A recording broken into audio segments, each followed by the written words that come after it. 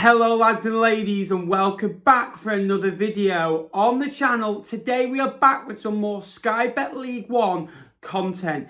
Yes, over 11 weeks have now passed since the end of the regular season. 8 weeks ago the playoffs ended and we are getting our teeth into some League One action. Now, this channel for the last few years has been based entirely on the third tier. My team Fleetwood Town have been in that.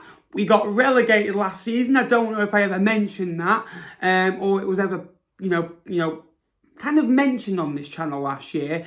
But this season we are carrying on with it. And if you do want to see more League One content, including Sunday night live streams on all the teams and all the games and videos like this once a week, then do me a favour, hit subscribe down below. We want to go for a real bang this season. We want to get to 20,000 subscribers, so you can play your part. If you're not subscribing, you like League One or League Two, we've got extra double content this season. So do me a favour, hit subscribe down below, hit me a like. Let's go for 150 likes on this one. I love doing these, and let's see how good League One can be this season. Let's welcome the new teams. Let's see if we can bring them into the channel, because this is a League One family. Let's get into it. But today, as you've read in the title, obviously, we are doing our League One unpopular opinions. Now, I've got a select few here that it might be about a specific player, about a specific team, or something that might happen across the season, or my opinion on a football club. Now, these might not be unpopular to you.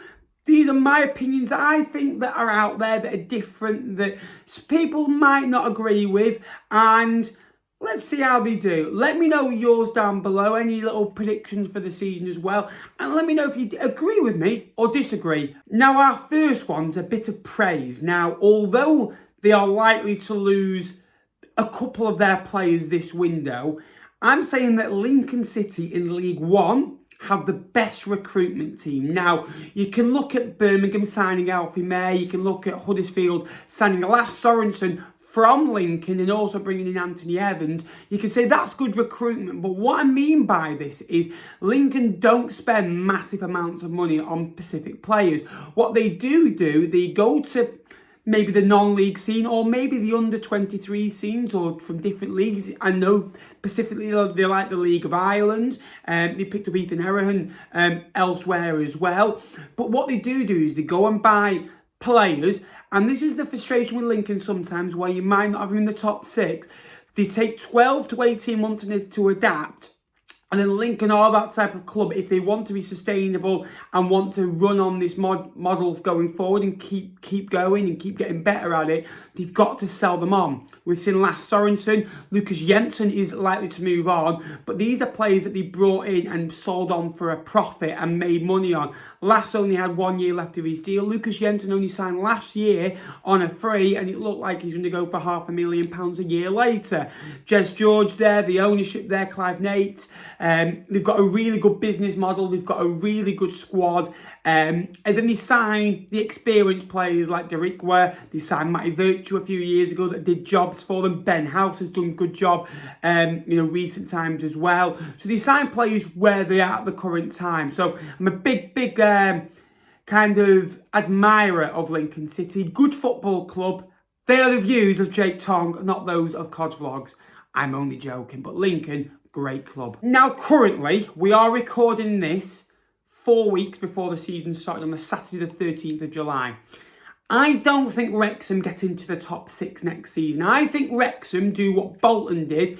I reckon 1 week they'll win 4-0 at home and they'll be breathtaking to watch. But then I can see them going away to a tough, tight ground like a Crawley, for example, or a Lincoln, and getting beat 1-0.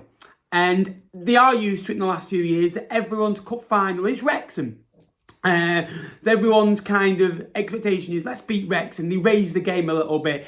And, Wrexham are a historic club. They've obviously, before the takeover, they had a good 5,000-6,000 core attendance. Obviously, that's rose because of the attention on the ownership there, and they pumped the money in, and they pumped it in the right places. Okongwo, is a great signing as well.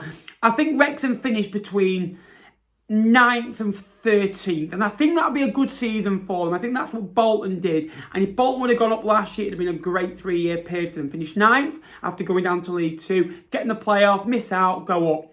Wrexham's plan would have been to go up every 2 years. Well, they missed out in the playoffs, went up, and then went up. So they're a year ahead of plan. They can afford a year.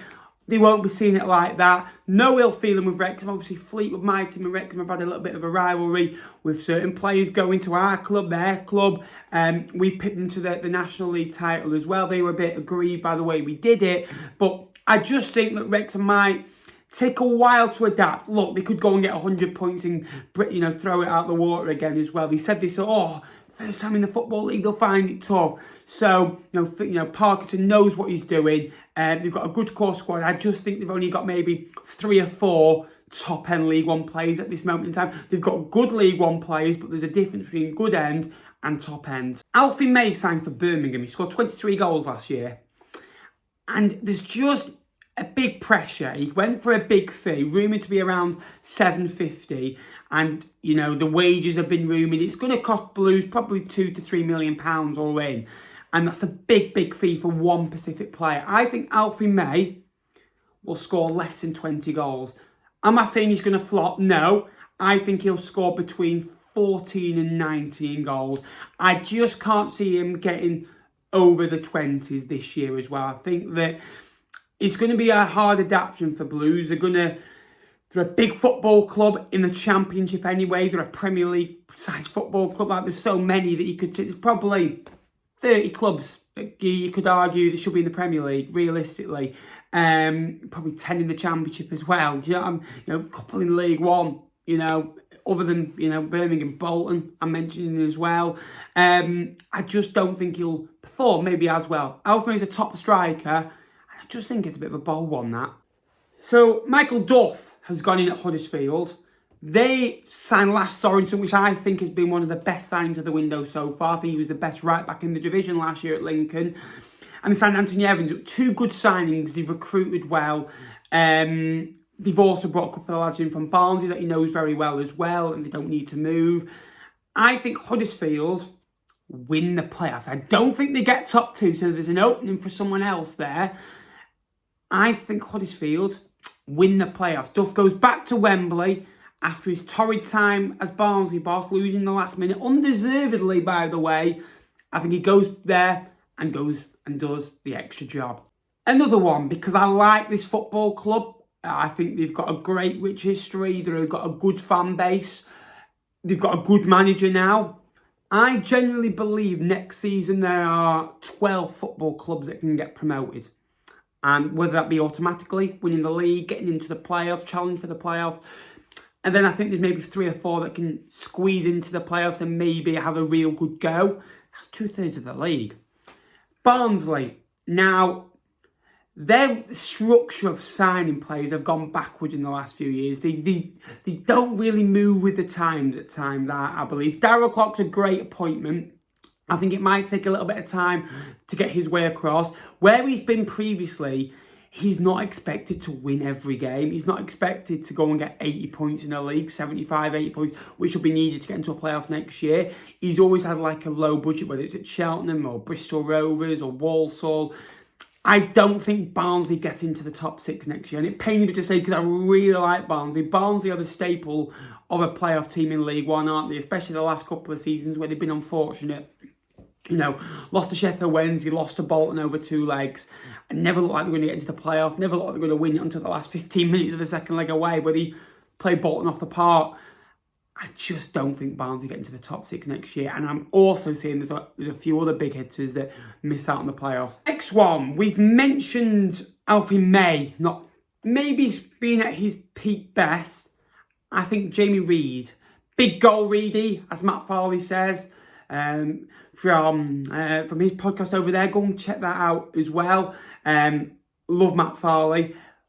But big goal Reedy. Start the season on fire up until February time and went a little bit quiet. I don't think he gets double digits. And I think if he does get into double digits, he doesn't score more than 12 next season. I think that he'll struggle next year, but I also think Stevenage may struggle. I think we could see Stevenage being the bottom 6, the bottom 8. Stevenage squad, they overachieved last year. Did I think they massively overachieved? No, I don't. If you put Stevenage squad and they were called Barnsley or Derby County, you wouldn't have them in the bottom 6 or the bottom 8 like a lot of people have them. You'd have them between 10th and 14th. So I think they overachieved, they did well, but that's only because they're called Stevenage. I like Stevenage as a football club. I think that they're a little bit of a knockoff. Obviously, Ravel's a young manager going from Evans. It's going to take time. I think it's the handover at the right time. Things just started to turn a little bit under Steve Evans. I think Ravel's coming at the right time, learn under Steve, but I think it might take a while to adapt. And big goal Reid, Jamie Reid, might not score as many goals next year. Let's carry on the theme with goals then. Ashley Fletcher signed for Blackpool. He's had multiple clubs, hasn't he? Sunderland, Barnsley, just to mention a couple of them. He's been around the block. He needs to find a home. And Blackpool have got this good reputation in recent years of signing players that maybe have struggled in the Championship and they've dropped down to League One. I think the likes of Gary Medine, Jerry Yates is another one. Jordan Rhodes, who they've also signed as well, had it tough. He's a goal scorer, but scored 17 goals, I think it was, last season. I think Ashley Fletcher, if he's given service, if you get the ball into the box, Blackpool play with, the wing backs and like getting balls into the box, he's a physical striker. I think Ashley Fletcher can score 15 goals for Blackpool next year. I just think he needs a home. He needs someone that can get his arm around him. And Critchley, for all his flaws that I think he's got, because he is one of the most qualified coaches, I think sometimes he over complicates the game a little bit and just think, play 4-4-2. But he's very stubborn with his 3-back and they're, sometimes hard to watch, a bit of a dull watch. But I think Ashley Fletcher in a Critch system and under Neil Critchley, I think that he scores 15 goals for the Seasiders. I don't think this is unpopular. I think it happened anyway. I think I went with 10 this year. I think we'll see 12 sackings next season in League One. I genuinely do. And I think that we'll see a couple of walkouts. I really do. I think Scott Lindsay at Crawley, I think, may leave at some point and walk out. I think, you always see a couple of managers move on and get jobs. I think we saw Liam Manning at Oxford last year move on from the football club as well. So I think we'll see 12 sackings, but I think we'll see 14 management changes across the season as well. Last season, Charlton and Fleet were both had 3 different managers. So that was already half, do you know what I mean, of management, nearly half of all the changes. So football's a merry-go-round. I just think we need to get one in that's definitely going to happen. Next one, let's have a look at the new boys. Stockport County. I watched them in the National League a few years ago when they played Bromley, I think it was, and Bromley welcome to the Football League as well. I think it was Bromley, and they drew 1-1. Obviously, I went because Stockport fans are class. I wanted to watch Paddy Madden in action again, who's now gone to Chesterfield. They've obviously gone promotion, lost in the playoff final to Carlisle, beat Salford on pens. Got rid of a lot of the players, Brian, Crowsdale, Sarcevic, Madden, have all left the football club and replaced them really well. Fevier's come in as well. A dying goal. I think Stockport, under Dave Challoner, if they keep Dave Challoner, that's the best thing they will do this season, in my eyes. But I also think they finish in the top 12 next season and are competitive and get between 62 and 68 points mark. So yeah, great club, Stockport. Let's have a look at another of the new boys. We're not going to go to Crawley. I think they've had enough. 8 out of their 11 players have gone. I'm not going to dig the knife in anymore on that as well. We've had a look at Wrexham. Let's have a look at Mansfield. Cloughie, Nigel Clough. Obviously signed a few players. I think Lee Gregory's a standout. I think Mansfield stay up next year. I think they do similar to what Port Vale did in the first season and finish maybe 6th above the bottom of the table. Between maybe 16th and 18th, it will mark a good season. They've got a lot of experience, the likes of Quinn in there as well, Atkins in there as well. Cloughie signs free agents, players he knows, players from Burton, and players from academies as well. So I think that Mansfield will be more than okay next season in the Sky Bet League One. So they're just a few. Let me know what you think down below. I hope you have enjoyed it. Please like, please subscribe for more League One content. It would be massively appreciated, and it does help me more than you will ever know. Thanks so much for watching. Until next time, I will see you later. Just under 4 weeks till the season starts. I can't wait. It's going to be packed with League One and League Two content, so I suggest getting notifications on down below. Thank you very much for watching. Until next time, I will see you later. Up the Sky Bet League One.